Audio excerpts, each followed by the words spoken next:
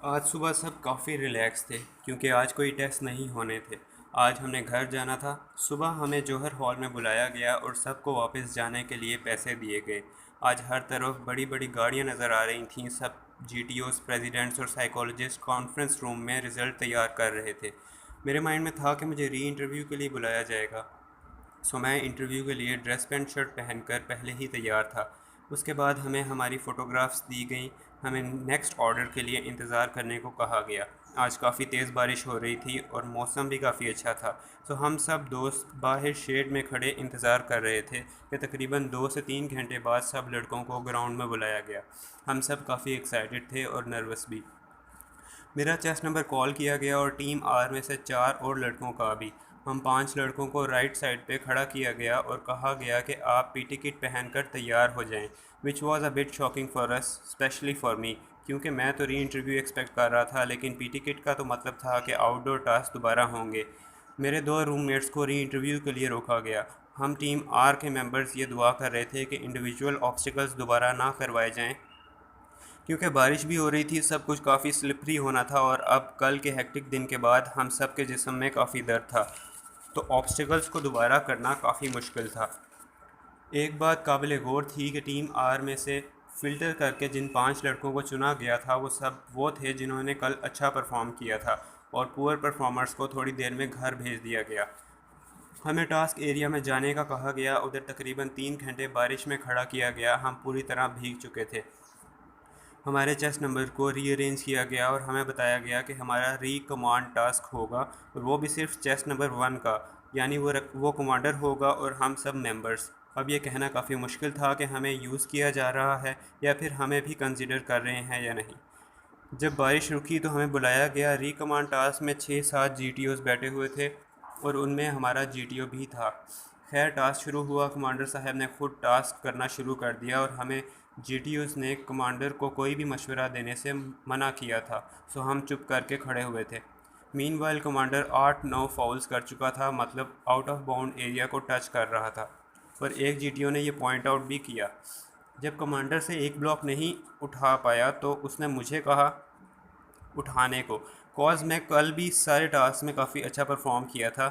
मैं ब्लॉक उठाने लगा था कि जीटीओ ने मुझे रोक दिया और कमांडर से पूछा कि आपका प्लान क्या है। उसने बताया तो हमें जीटीओ ने जाने का कह दिया, और बाद में पता चला कि वो कमांडर भी नॉट रिकमेंडेड हो गया है।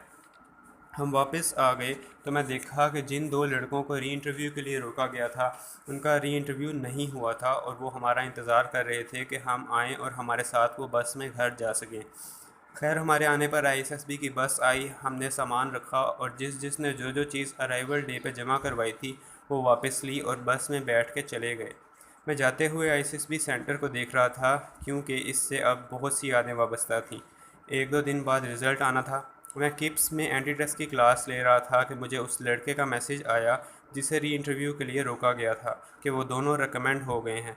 मैंने घर पता किया तो मेरा लेटर अभी तक नहीं आया था, सो मैं क्लास अधूरी छोड़ के पोस्ट ऑफिस चला गया लेटर लेने के लिए।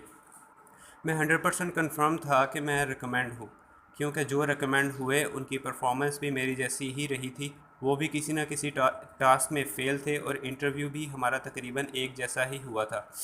सो मैं काफ़ी एक्साइटेड और ख़ुश था और आज रात सेलिब्रेशन के बारे में सोचने लग गया, क्योंकि आज मेरी ज़िंदगी का सबसे बड़ा ख्वाब पूरा होने जा रहा था। मैं पोस्ट ऑफिस पहुंचा, वहां से जल्दी से अपना लेटर लिया।